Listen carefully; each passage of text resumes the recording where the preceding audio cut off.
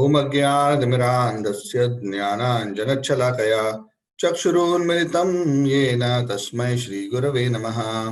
श्रीचैतन्यमनोभीष्टं स्थापितं येन भूतले स्वयं रूपः कदा मह्यं ददाति स्वपदान्तिकम्। वन्देऽहं श्रीगुरोः श्रीयुतापदकमलं श्रीगुरून् वैष्णवांश्च श्रीरूपं सागरजातं सहगणा रघुनाथान्वितं तं सजीवं साद्वैतं सावधूतं परिजना सहितं कृष्ण चैतन्य देवं श्रीराधा कृष्ण पादान् सहगण ललिता श्री विशाखान्वितांश्च। हे कृष्ण करुणा सिंधु दीनबंधु जगत्पते गोपेशा गोपिका कांत राधा कांत नमोस्तुते। तप्त कांचन गौरांगी राधे वृंदावनेश्वरी वृषभानुसुते देवी प्रणमामि हरिप्रिये।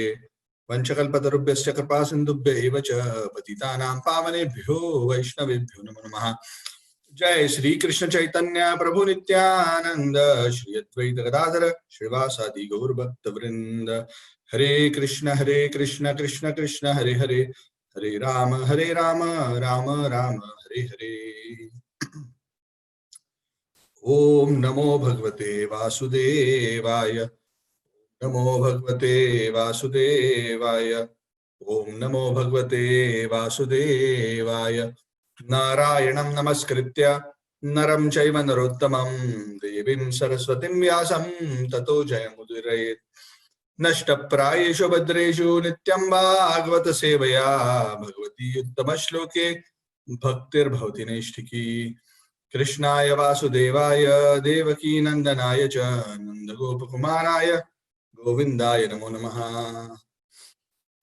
नमः ओम विष्णुपादाय कृष्णप्रेष्ठाय भूतले नमः ओम विष्णुपादाय कृष्णप्रेष्ठाय भूतले श्रीमते भक्तिवेदांत स्वामी नामिने नमस्ते सारस्वती देवे गौरवाणी प्रचारिणे निर्विशेष शून्यवादी पाश्चात्य देशतारिणे मुखं करोति वाचालं पंगुं लंघयते गिरिं यत्कृपातमहं वन्दे श्री गुरुं दीनतारिणं परमानंद माधव श्री चैतन्य ईश्वरम तत्सत्। Hare Krishna. So very happy to be with all of you. My apologies. Wednesday I had to cancel the class at last minute. Was busy with work and I had a few other things to attend to. So my apologies for the late notice. And I'm happy. So after almost a week, we are all meeting now, and happy to be with all of you. So we are continuing our beautiful journey of Srimad Bhagavad. We have completed 1/12 of the Bhagavad, which is we have completed the first canto. The first canto is one of the most interesting and also very, very, very insightful, with very beautiful lessons and philosophical teachings as well. So congratulations to all of you. You have got past the first canto, so that is good. So at least now you have a high level idea. I hope that all the conversations we are having and the discussions we are having on the Bhagavad is actually inspiring and encouraging all of you to go to the Bhagavad, to go deeper. Yes, the whole idea of the sample is so that you order the dish. Yeah, so like somebody in a restaurant gives you a little bit small piece of the barfi and you taste the barfi. The whole purpose of giving you the small pieces so that you order the full barfi, for which you have to pay. Pay means not that I am going to come up with a course which is a paid course. Pay means you have to pay in terms of investing more time and energy to actually make an effort to seriously study the Srimad Bhagavad. That is the kind of payment the Lord wants. The Lord wants the offering of the consciousness of the Jiva ultimately. It is not just, I mean, of course, it is good to start with offering of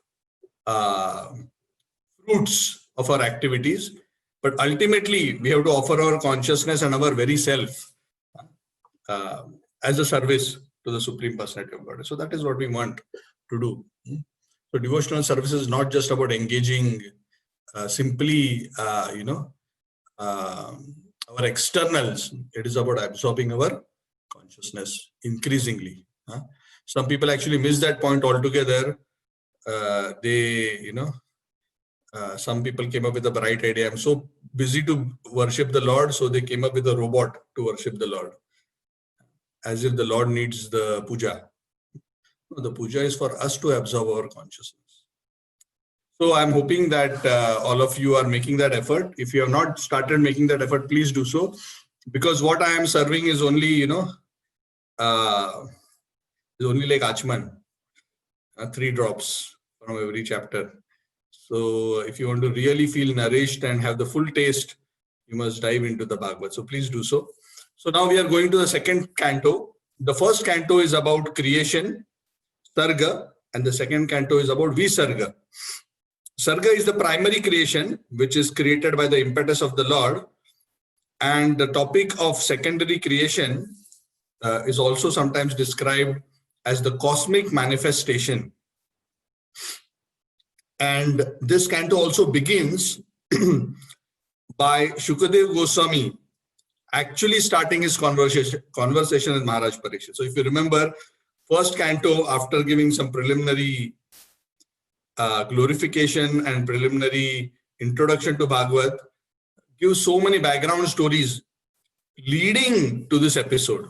And what is that episode? That episode is the scene behind me, which is where the actual Bhagavad, when I say actual means the original composition which Vyasadeva did and taught to Shukadev Goswami, was narrated by Shukadev to Parikshit Maharaj, and through Parikshit Maharaj, as he was narrating to Parikshit Maharaj, the whole world, because there were thousands of the greatest of sages there. And that is how the Bhagavad became public and was shared with this world. So this is that episode. And this was the first broadcast, a live broadcast, which has been recorded for the benefit of all living entities. And we are actually repeating those beautiful words which this great sage Shuka spoke from this Vyasasan for the benefit of all living entities.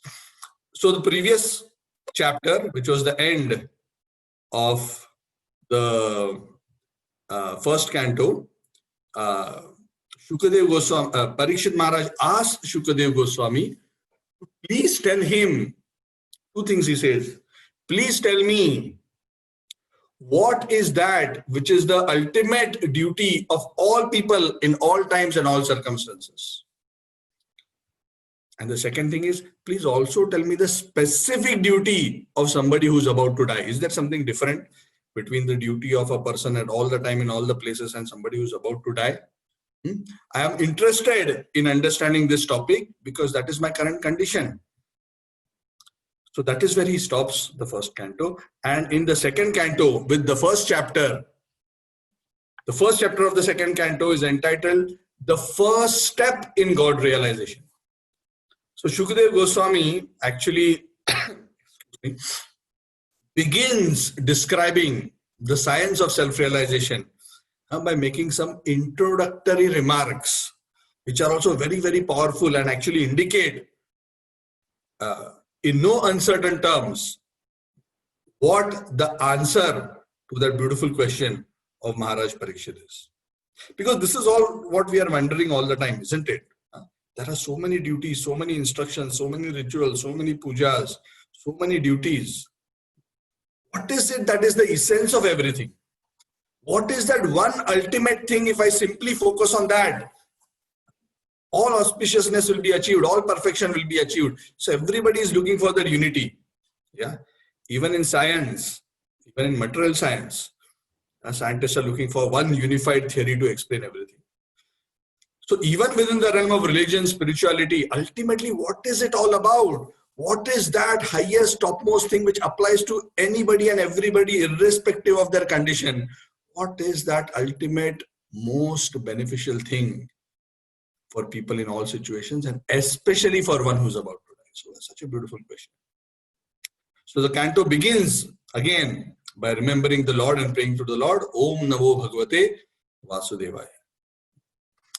O my Lord, O all-pervading personality of Godhead, I offer my respectful obeisances to you. So Shukadev Goswami begins the narration of this chapter by first congratulating Maharaj Parikshit. What does he congratulate him about? He's about to die, right? What is there to congratulate? He says that Wonderful question you have asked, oh Maharaj Parikshit. I'm congratulating you for such a beautiful question, because your question is beneficial to all living entities. What you are asking is not just an ordinary question which is of specific interest to you, but you have asked the topmost question which will be beneficial for you and for all living entities. The answer to this question is actually the prime subject which all living entities should actually be hearing about. They should be inquiring about this. It is very sad they are not interested. But all great souls who know the truth as it is are unequivocal that this is the highest. The answer to this question is what ultimately one should be eager to hear about. Correct? So even for a person who's learned, when he's being interviewed and asked questions, when he's asked intelligent, good questions, then he's happy to answer. Yeah. If you had a stupid interviewer who's asking irrelevant questions, not related to the subject directly or just touching the periphery, then also it is not very interesting. So Maharaj Parikshit, when he asked this question, Shukdev Goswami is very excited because he goes straight to the heart. And why he goes straight to the heart? Because Parikshit Maharaj knows he doesn't have time. He wants to get straight to the point. Tell me what is the bottom line. I don't want to spin around in so many things. Tell me what it is all about. So Maharaj, Shukadev Goswami becomes very pleased by seeing this question, and he congratulates him and appreciates the glorious question. And he says, oh, Maharaj Parikshit, your question is so wonderful. Unfortunately, people in this world are so blind to their own spiritual welfare that they don't ask this question. What is the question they ask? How can I earn more wealth? How will I get a beautiful husband or wife? How can I achieve great power and success in this world? Sometimes, we are bothered about is the next meal, the next good clothes, the next TV program, the next political gossip. So that is what people in general are interested. Who is actually interested in that deepmost inquiry, which is related to the self? Such materialistic persons who don't inquire about the Atma Tattva, the science of the soul, they are all the time wasting their life. Day and night, they are wasting their life. Their life is taking them towards death. As soon as a person is born, it's like a time bomb, isn't it? As soon as a person is born, Krishna says in the Bhagavad Gita, as soon as one is born, death is certain. That means as soon as one is born, there is already a time bomb kept. So sometimes we see in movies, how much the person becomes paranoid when there is a bomb attached to him with a timer. And he's so worried how to defuse it and save himself. Isn't it? But aren't we all born with a time bomb attached to us? Yes, the only thing is we don't see the time bomb. And unfortunately for us, we don't know when exactly it will go off, the bomb. But we are all in this situation where the time bomb is there.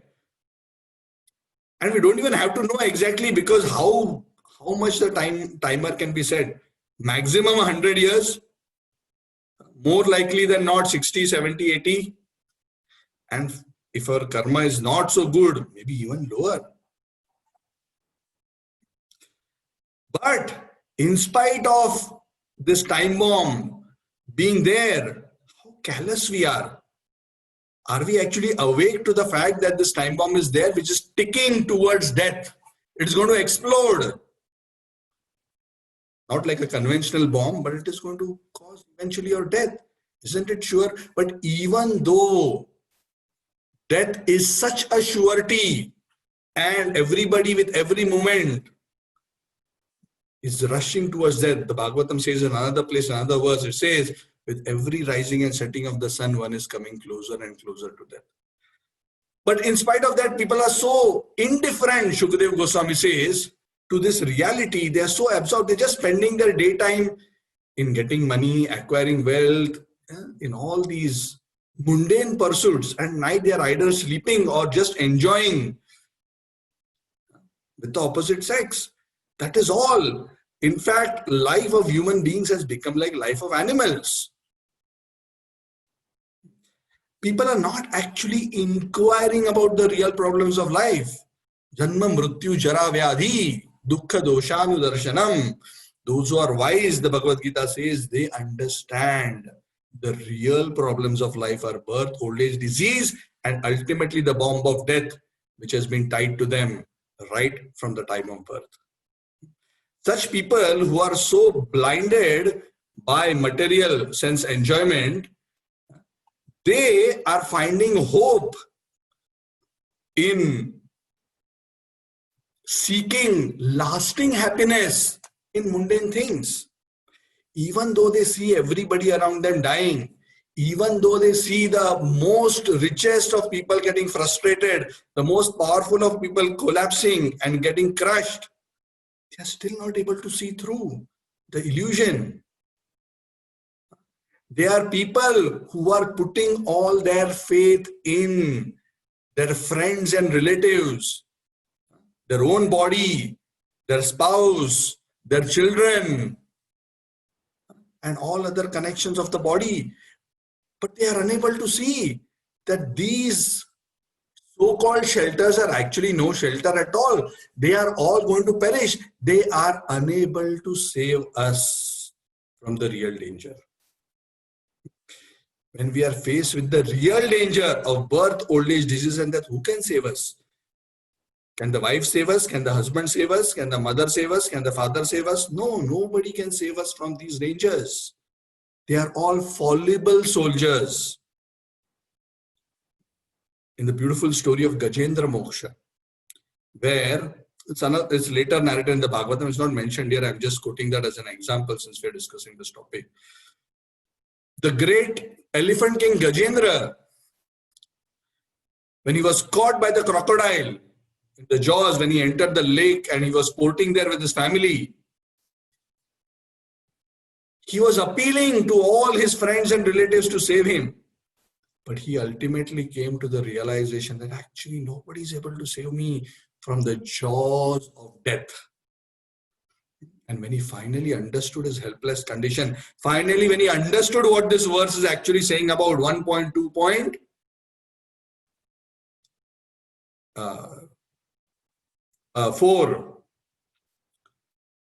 he eventually surrenders to the Supreme Personality of God and says, no, I have been taking shelter in the wrong place. I must take shelter of Lord Mukunda. And he takes shelter. But those who are materialistic, sometimes even after going through such devastating situations also they do not learn. They continue like this. And that is why Shukadeva Goswami says, O great descendant of Bharata,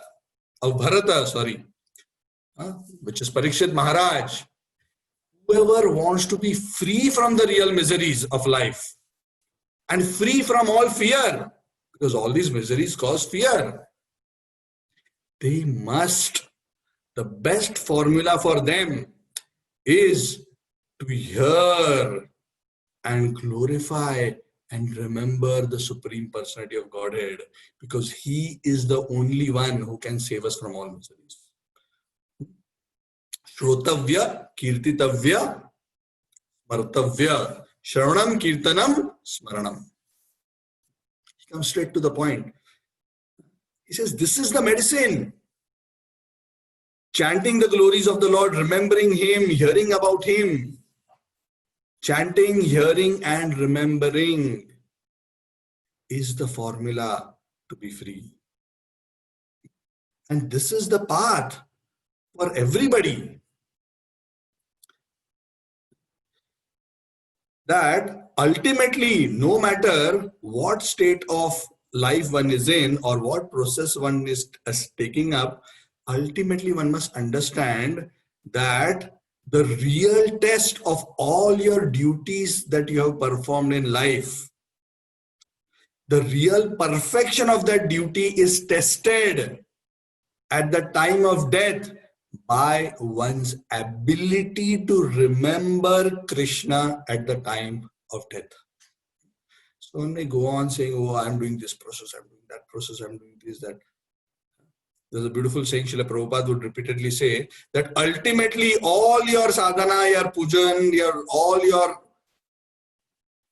religious and spiritual duties, no matter what you think of it yourself, ultimately it will be tested at the time of death. At the time of death, all of us have to go through an exam. Yes? And anybody who's a student of spiritual life knows that he has to go through that exam. And you know what is the beautiful thing about that exam? Anybody knows? What will be the question in that examination paper? What will be the question in that examination paper? Do we know? How to remember the Lord. Yes, thank you. There's only one question in that paper. Question paper has only one question. And what is that one question? Can you remember Krishna at the time of death?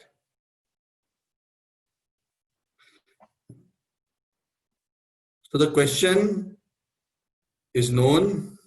The answer is also known. The answer is you have to remember Krishna at the time of death. The only thing is we don't know when that question paper will be given to us because we don't know when we'll be dying. But at that time, this question will be given, and ultimately, whether you pass the exam or not depends on whether you are able to remember the personality of God at the time of death.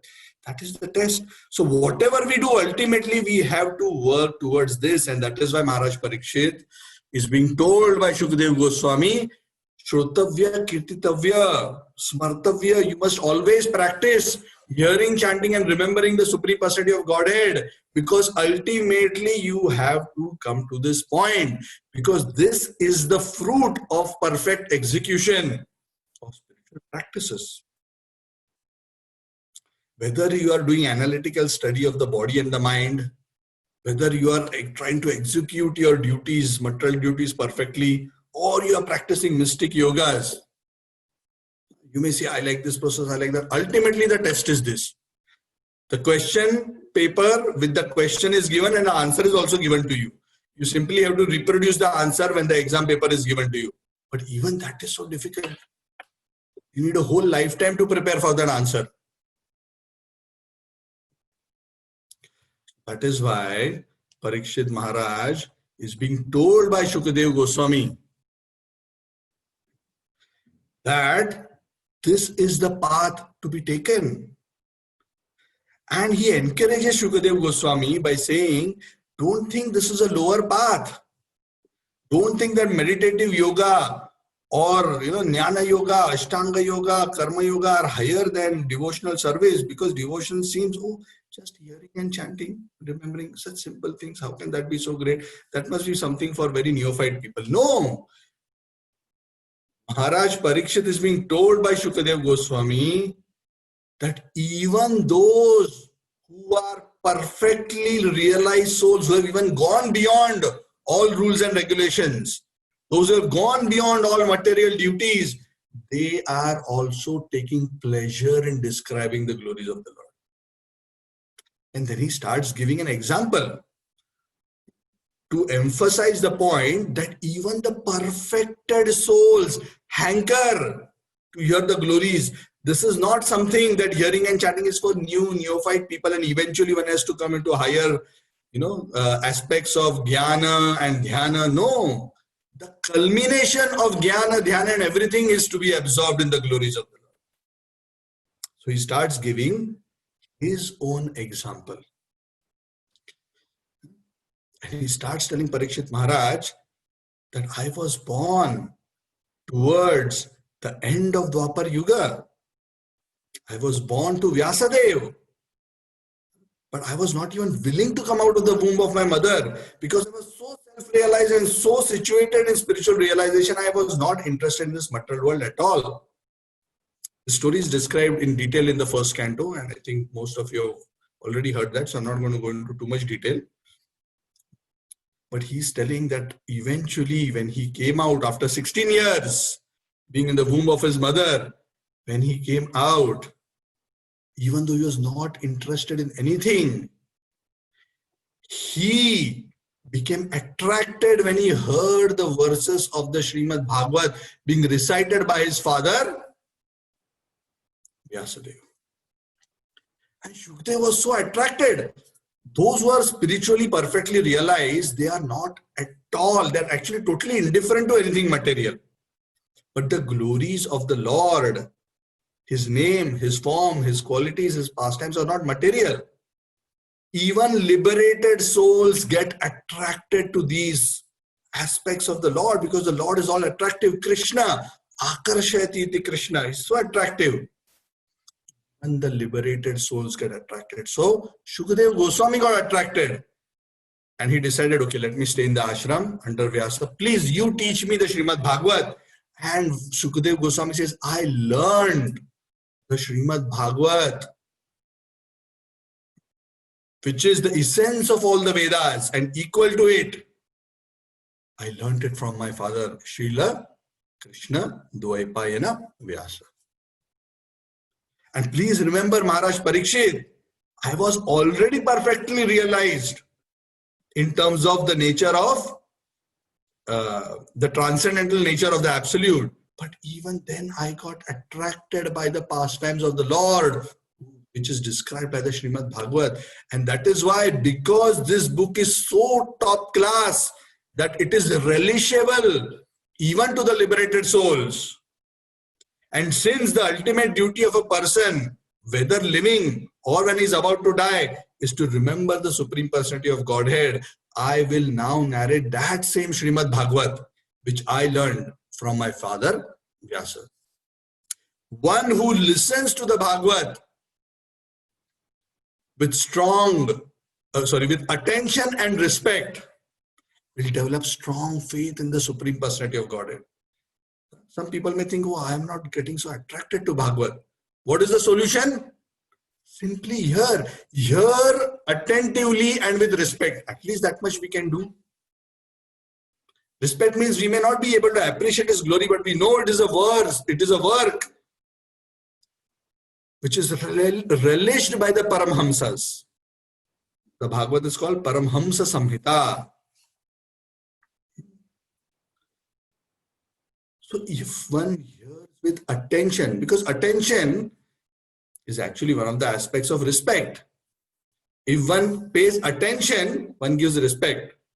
That is why it is said when one is chanting, one should be attentive. When one is hearing to the class, one must be attentive. Because if one is distracted, it is actually disrespect.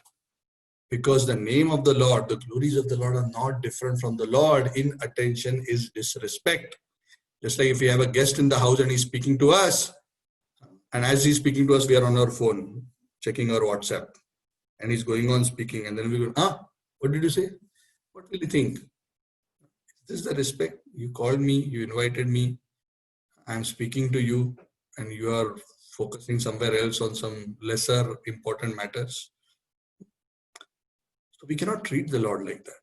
When we are chanting, when we are hearing, one must make an effort. Yes, the mind may get distracted, but at least one must consciously again and again, the Bhagavad Gita says, again and again, focus, bring it back. That continuous effort must be there. Then the Lord appreciates. Then Shukadeva Goswami says a very beautiful verse number 11, which is very sweet. Very, very powerful statement. He says, ultimately the essence of all this perfect remembrance of the Lord is one thing.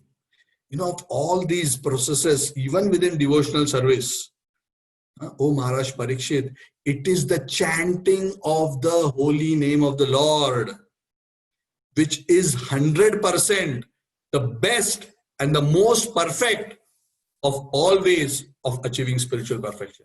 for all categories of people. Even those who are after materialistic things, if they take to the process of the holy name, they can achieve the highest destination. For those who are free from material desires and attached to the impersonal concept, if they take to the process of chanting the holy name, they can evolve themselves higher in the spiritual ladder. This is such a powerful process that the holy name can give one anything one wants, and also the highest and the ultimate realization of devotional service to the Supreme Personality of Godhead. That is why what is actually the use of simply having a long life in this world where one has no understanding of all these topics? Better that one has a short life but actually absorbs one's life in the real purpose of life, which is Krishna consciousness. Because when one absorbs one's life in chanting the holy names of the Lord and the devotional service, then one actually starts progressing towards the real goal of life. Otherwise, simply going through birth and death, one just continues to wander around material existence practically aimlessly. Punarapi jananam, punarapi maranam, punarapi janani, jathare shayanam. One continues to suffer. What is important is absorption. Even if life is small, absorption is important. Absorption in the Lord is what gives us that spiritual impetus. Oh Maharaj Parikshit, let me tell you a beautiful example of how powerful this absorption is. Long time ago, there was a very great king called Maharaj Khatwang. He was actually a very saintly king. And he was always awake to the real goal of life. Even though he was a king and even though he was so busy in his material duties, all the time he was wanting to absorb his consciousness. So he was executing his duties nicely, but he never forgot the real purpose of his life. This great king Khatwanga was so powerful that even the Devatas came to him and sought help from him and asked him, "Oh Maharaj, please help us to fight the demons." Can you imagine Devatas coming to a human king? There have been very few examples in history where Devatas have actually come to a human king to seek help. Maharaj Dashrath, the father of Sri Ramchandra, was also one such king. Arjun has also helped the Devatas. There have been some very exceptional warriors who have done this kind of a seva. So Maharaj Khatwanga helped the Devatas for a long time. And after the Devatas achieved victory and his job and seva was done, the Devatas were so pleased and they said, "Oh, you have done such a wonderful seva for us. We are all servants of the Lord, so by helping us, you have served the Lord. So we want to give you a blessing, a benediction. Please ask." So Maharaj Khatwanga was always knowing what is the real purpose and the goal of life. He was busy all this while fighting, but he wanted to focus on the real purpose of life. Behind his mind always was the time when I will be able to focus my mind exclusively on the service of the Lord. So when they gave him any blessing, they were expecting he will ask for kingdom, wealth, opulence to enjoy, something from the heavens to enjoy, like what many people want. What did Maharaj Khatwanga ask for? Maharaj Khatwanga told Indra and the other Devatas, "Just do me one favor. Can you please tell me, I have been so busy, so much of my life has been spent in all these material duties and fighting here. Of course, I'm happy I was able to help you all and serve you all in some way, but so much time, the real interest of life is self-realization. So can you tell me how much time I have left in my life? Because I want to focus the rest of my life on that." Devatas, very sadly, looking at each other, they inform Maharaj Khatwanga that we are very sorry to tell you that you have only one moment left in your life. So when Maharaj Khatwanga heard that, it is said, rather than being morose and disappointed and arguing with the Devatas, he instantly absorbed himself in the remembrance of the Supreme Personality of Godhead. fully absorbed in Krishna consciousness in one moment, and death came. Correct? He was told that you have to give the exam after 1 second.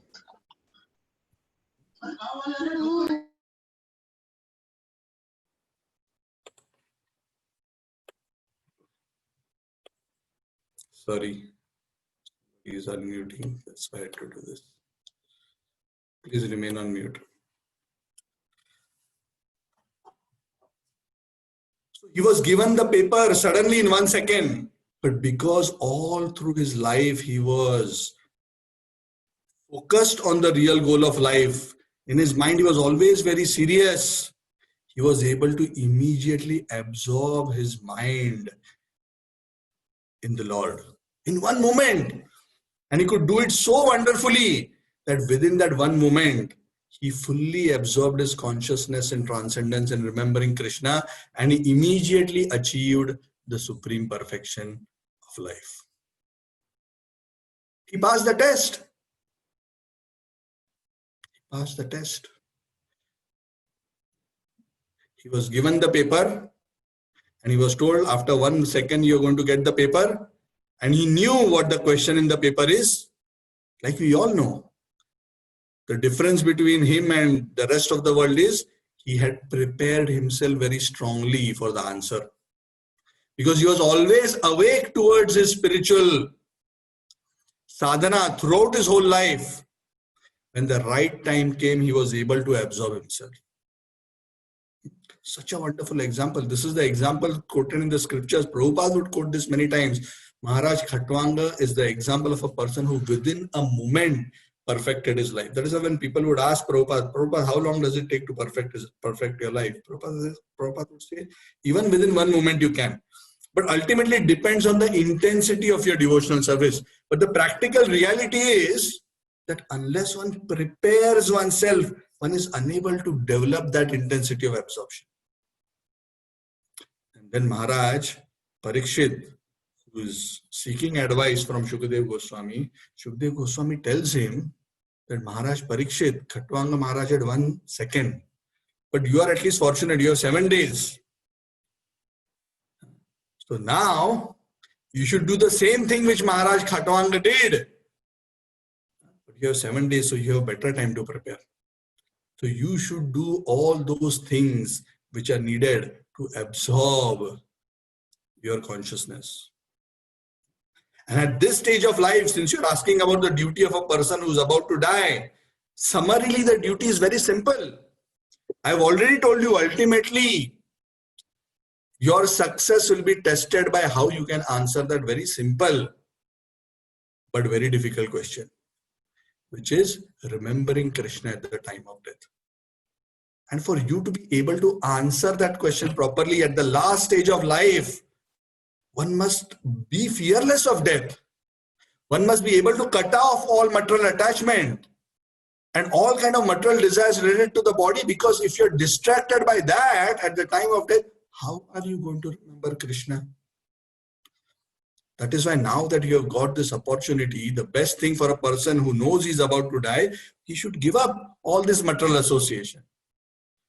Best to give up all material attachment and practice self-control. Go to a secluded place, especially in a sacred place if possible. Take auspicious bath so as to purify the body and the mind, and sit down in a solitary place which is nicely purified. And slowly, by chanting the name of the Lord or by chanting sacred syllables like Om, by doing pranayam and control of the mind, one must slowly detach oneself from all these mundane distractions, because one must slowly remove distractions and start focusing one's mind on the Supreme Personality of Godhead. As one starts practicing all these processes, one is gradually able to withdraw his mind from sense activities, and with one's intelligence, one will be able to control the senses. Without controlling the mind and senses, how can the mind be absorbed in the Supreme Lord? It's not possible. People think that they can do whatever with their senses and they can think whatever with their mind. but they can absorb their mind in God at the time of death. How will this work? It is not possible. One must practice sense control. Yoga without sense control is a joke. Because yoga is not about exercises. Yoga is about absorption of consciousness and transcendence. And absorption of the consciousness and transcendence and absorption of the consciousness in the mundane are exact opposites. You cannot expect fire and water to be in the same place.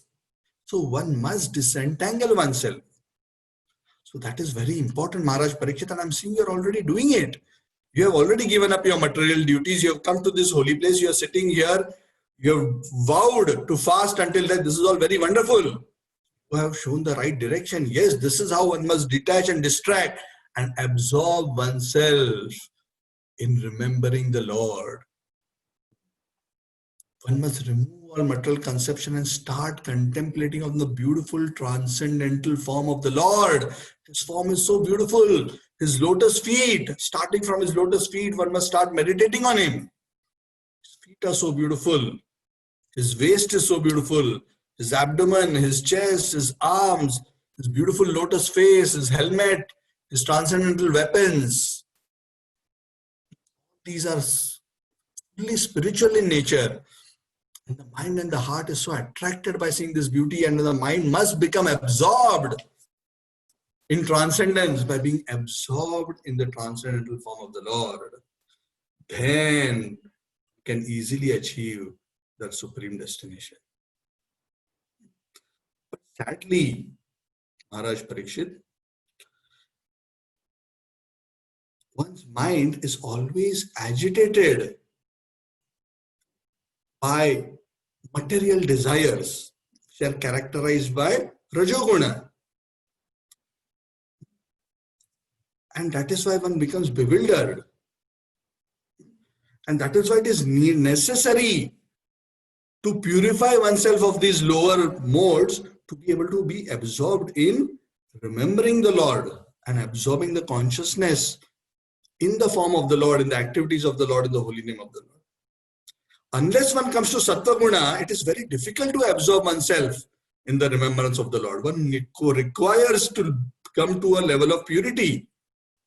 One requires to develop the mode of goodness, which comes only through proper control of the senses and the mind. By pure action, by pure thinking, by pure living, by purity in food, by purity in speech, by bringing the mode of goodness into all aspects of our life, one achieves a level of purity which allows one to be absorbed in transcendence. For people in mode of passion and ignorance, it is very difficult. For them, they have to purify themselves to come to that point. Otherwise, they cannot. It is not that just because one is told, oh, absorb your mind in Krishna, he can immediately absorb. No. Even to come to the point of absorption, one needs purification of practice. That is why many people go through different forms of yoga. Like what I told you, they go through pranayam, dharana, sense control, austerity, so many ways so that they can purify themselves. But especially those who are in the mode of passion, and especially those who are unable to appreciate the personal conception of the Lord, for them to get purified, there is one more suggestion or one more option. See, the point is that those who are not very evolved in spiritual understanding, sometimes when they are asked to absorb their consciousness in the personal form of the Lord, they feel a bit repelled. Because to develop faith and attachment to the personal form of the Lord is not actually something ordinary or cheap. It is something very valuable and extraordinary. And not everybody is able to appreciate that. In fact, many people are misguided or have a misunderstanding to think, oh, that this is some lower form of meditation because one is thinking about some person where an imagined form of God is come up with and one is thinking like that. That is what most people think.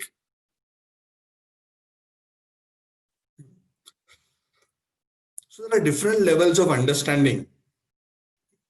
Some people in a very preliminary state of understanding, they think of God, even if they may think of the God in a form, their understanding of God in a form is a God who has a form, who creates the world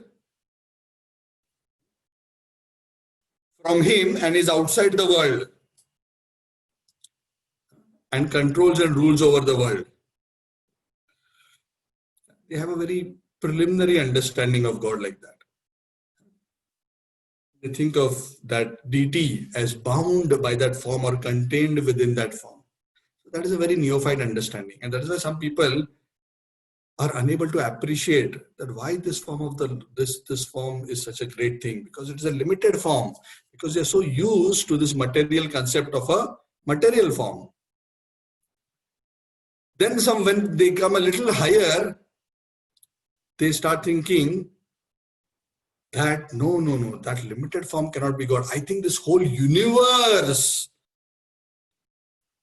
is God. So this kind of idea is becoming very popular nowadays. The word God is replaced by universe. The universe is taking care of me. I am praying to the universe. The universe will do everything. So they think of God as equivalent to the universe. In fact, what that means is they think the universe to be the body of the Lord. So this is a slightly higher understanding. From a pantheistic understanding, it comes to a slightly higher understanding where one understands the whole universe to be God. Just like we think that we are permeating this whole body, the concept is that the supreme soul, the Paramatma, the supreme entity, for him the whole universe is his body. And that is another conception, and that conception is the conception of Virata Purusha. Virat Purush. Virat means that huge person. How huge? As huge as the universe. Because the whole universe is his body. Krishna has already explained this conception in the Bhagavad Gita. In the 11th chapter, he gives the Vishwarupa Darshana Yoga. And in that, we have actually discussed this topic in great detail. So I'm not going to go through great detail now in terms of that whole analysis.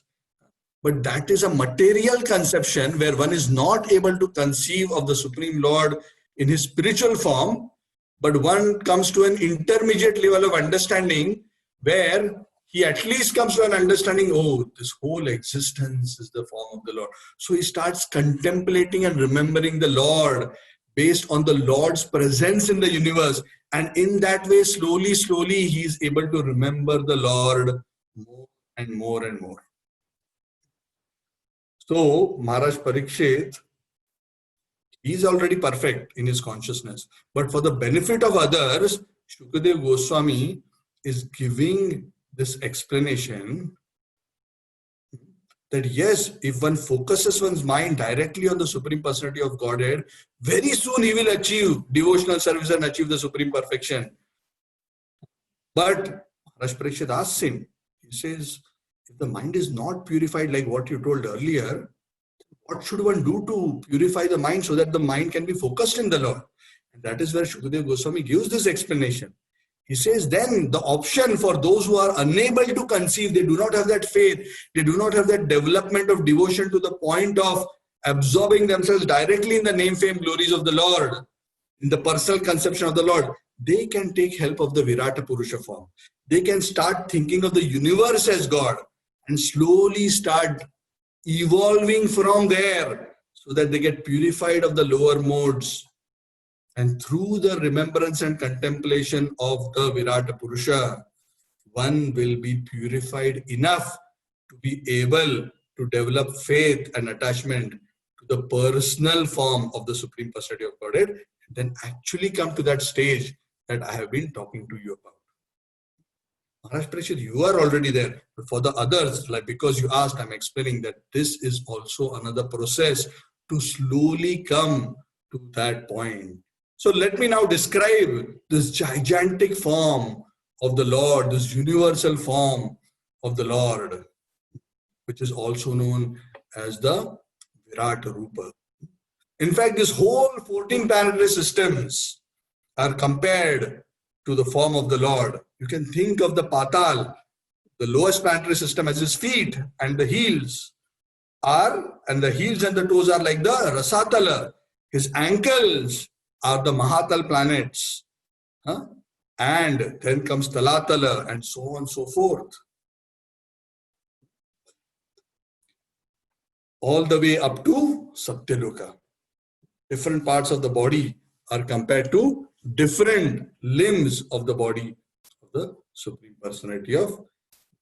And the topmost planetary system, Satyaloka, is compared to the head of the Virata Purusha.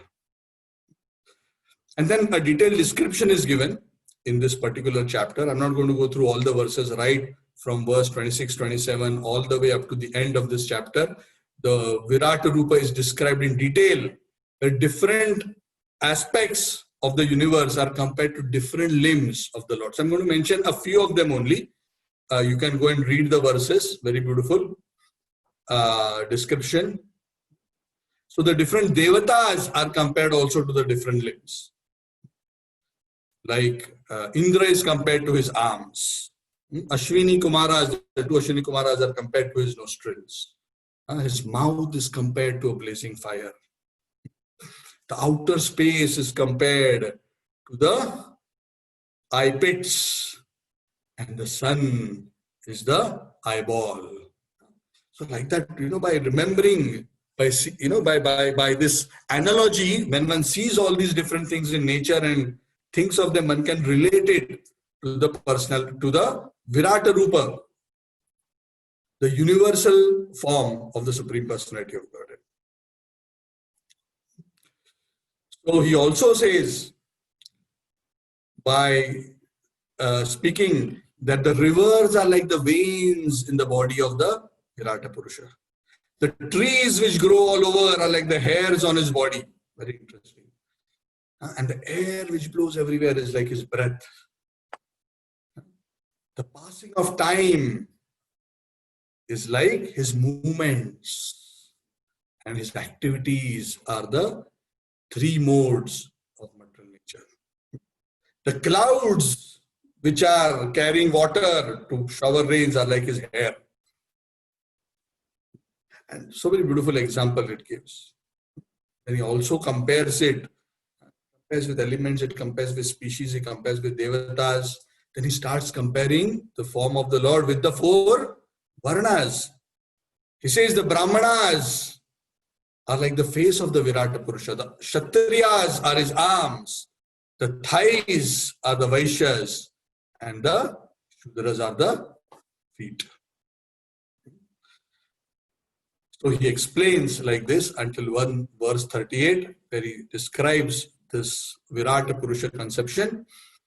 And he says that if somebody is serious about liberation, but they are unable to appreciate and absorb themselves directly in the personal conception of the Lord, then one must take this process, because in the material world there is nothing higher than this. Once one comes to a transcendental world, yes, the spiritual form of the Supreme Personality of Godhead is ultimate. But in the material world, the highest you can go is Virata Purusha. So those who are still deeply entrenched in matter and who cannot appreciate a spiritual conception, they can take help of this conception to slowly elevate themselves to the transcendental plane, so that ultimately they can fulfill the real purpose that I have described to you, Parikshit Maharaj, which is that the ultimate duty of all people at all time is to continuously hear, chant and absorb themselves in the Supreme Personality of Godhead. And the ultimate duty of a person who's about to die is to remember the Supreme Personality of Godhead and leave the body.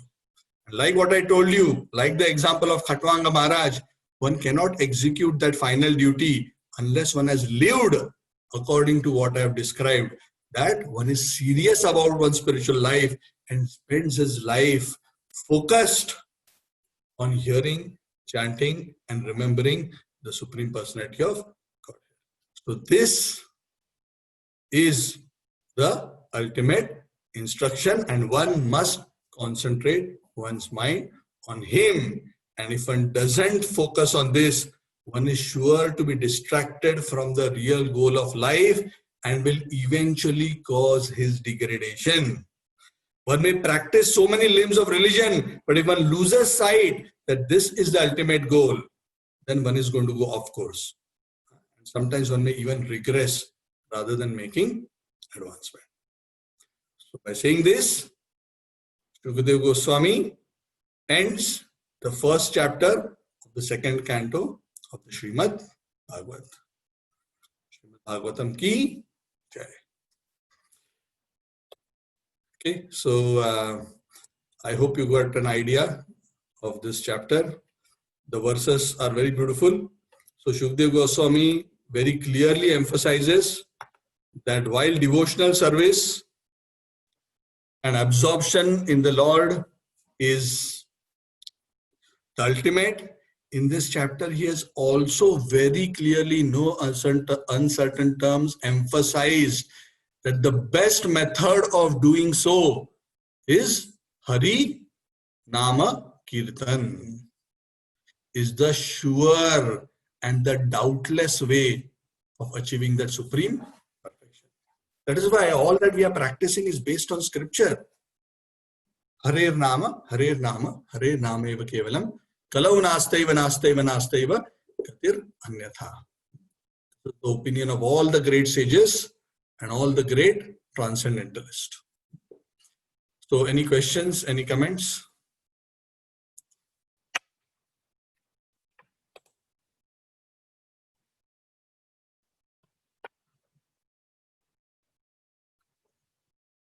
Haribol, Upendra Prabhu is also here. Upendra Prabhu, Dandavats to you.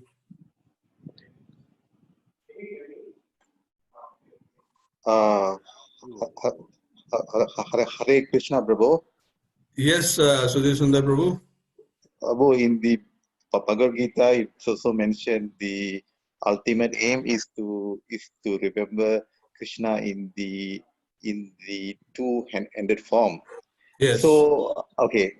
So beside that, if we cannot, remember him in that form, if we can remember his name, his activities, his pastime, all those things, is it also the ultimate, or the ultimate has to be that we have to remember him in his two-handed form?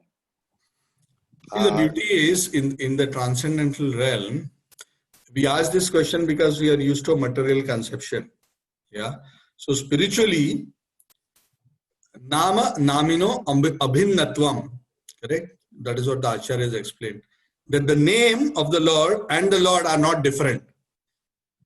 We are so used to this differentiation because we are in the material sphere. Correct? So when I say Sudhir Sundar and the person Sudhir Sundar Das is different. But when we say Krishna, the name Krishna and the person Krishna are the same. So that is about the spiritual realm. That is why when we talk about the name, fame, glories, pastimes of the Lord, they are all absolute. And now we cannot conceive of this materially with our material mind right now. But when we achieve that realization, we will realize that they are actually non-different and they are inseparable.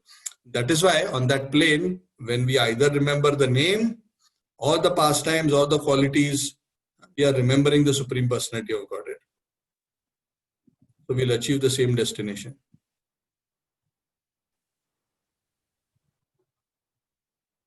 Okay, thanks, Prabhu. Prabhu, the other question is that in the case of Parikshit Maharaj, he knows that in what is that 7 days time, he will die. But in reality, in our cases, most of the time, we are not sure when this exam paper is going to be given to us. So in order for us to be prepared for this exam, it should be a gradual process, that it should be something that we have to practice every day and every time, so that when this time comes, we will automatically, or by the mercy of the Lord, we will get prepared. Am I what I'm Yes, saying is it yes. So the point is that, yeah, we do not know. Yeah, you're very correct. We do not know when we will die. Yeah, we cannot even assume actually that we will live for 70, 80 years. While that may be true for many people, we cannot be sure. Yeah, so many people die unexpectedly by in so many ways. So the point is that how we should live our life. So this is not to say that we should be perpetually in a sense of fear. Oh, I may die, I may die, I may die. No. The point is one understands that this time bomb is there and one knows that there is a paper. Huh? So, just like you think about it, right? If a student is told by the teacher that one day I will give you a surprise test, he knows the surprise test is coming. It is going to come in this term only. It is not going to be after the term. It's going to be in this term only. So what will a serious student do? A serious student starts to seriously prepare for the exam according to his best capacity. Yes, I mean, that is all he can do. He doesn't know when the paper will come, but he starts seriously preparing because he knows it is coming. Khatwang Maharaj, he was given it at a 1 second notice. Because he was so serious, he was able to write the answer. What was that answer? Remembering the Supreme Personality of Godhead. Parikshit Maharaj was given 7 days and he absorbed himself like that. For us, we have to start preparing. So the Vedic scriptures very beautifully ask us to organize our lives in such a way that slowly we work towards, as we progress in our life, work towards full absorption. So the key point is first thing is one must always be aware of the fact that this is my end goal, this is my end game, and one must prepare like that. Yes, initially in a youthful age, one may have to focus on one's material duty, earn wealth, take care of the family and all that. That is okay. But even in that situation, one is not forgetful of the real goal of life. That is important. Khatwang Maharaj was fighting a war all the time, but he never forgot the real goal of his life. That is why he was able to give the answer at the time of death. He was not forgetful. So even as we are executing material duties, if we are doing our sadhana, if we are chanting Hare Krishna every day, if we are reading the Bhagavad, the Gita, discussing it, doing kirtan, worshipping the Lord, then even our material duties, even while we are executing them, we will still be able to keep the real focus of our life. And that is the preparation for the exam. Yes, as we progress further in life and come towards the later part of the life, the Vedas recommend that gradually one must voluntarily disengage oneself from these material things, especially 50 onwards. Slowly start the process of disengagement. And then 60 onwards even more. And to fully focus one's life. One has to work towards it. But at least one is preparing. That preparation for the exam has started. If the exam paper is given sooner, if a student is very serious, he may still be able to pass the exam. Even though the semester has not yet completed. If he's serious enough, if he has practiced his sadhana, his process nicely, he may still be able to pass the exam. So one must approach it like that. Upendra Prabhu, you want to add anything?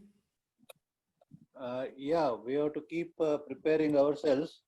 And even if we are not able to complete it in this lifetime, Krishna says that there is no problem. We will continue it in the next. He will give us a proper life. Yes. Next life, so that we can continue. Neha vikramana shosti pratyavayo nividyate salpam apyasya dharmasya sayate mahato bhayat. So he says, don't worry, you will get opportunity to continue till you complete your preparation and go back to Godhead. Yes. Hare Krishna. Thank you. Yeah. So even if Sudhir Sundar Prabhu, like even if one is not able to fully perfect his studies and be able to answer whatever one has studied, one continues from that point onwards. If one has completed semester 1, next lifetime he will start his spiritual studies from semester 2 until he completes all the semesters and is able to pass the exam. And Krishna explains this in the 6th chapter of Bhagavad Gita also, where Arjuna asks what happens to the yogi who is not able to complete his spiritual maturity, is not able to come to the full spiritual maturity that he can attain the supreme goal. So Krishna says, whatever success he achieves is never lost. One will continue from one where one left off. Yeah. But the thing is, the additional point is that if one is very serious, then it is possible, like Maharaj Khatwanga or like Maharaj Parikshit, to make such a rapid progress in a very short period of time. And many devotees have shown this. Even within our society of devotees, we have seen devotees who the Lord was kind enough to give such kind of a notice. It was very recently, His Holiness Bhakti Charu Maharaj, he was put into such a situation and he achieved a glorious departure. So many other devotees also who have been put into such situations have shown their mettle because they have been working very hard throughout their life, through all their difficult situations, to remain faithful to Krishna and the process of Krishna consciousness according to their best capacity.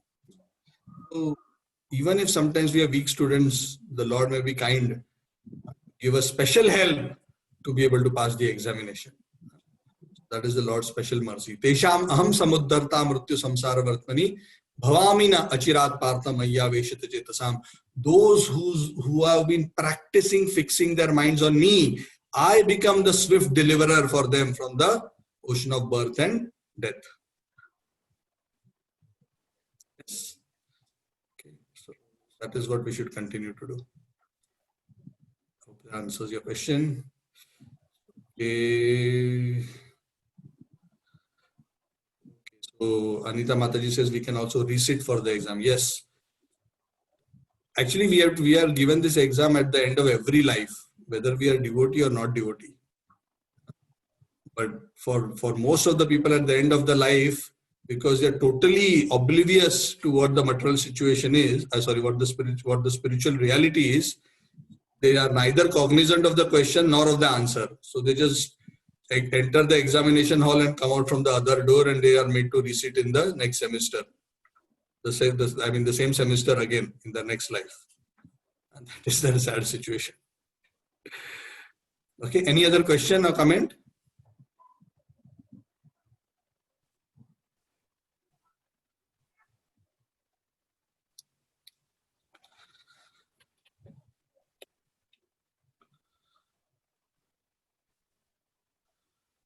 Hare Krishna. Thank you, everyone.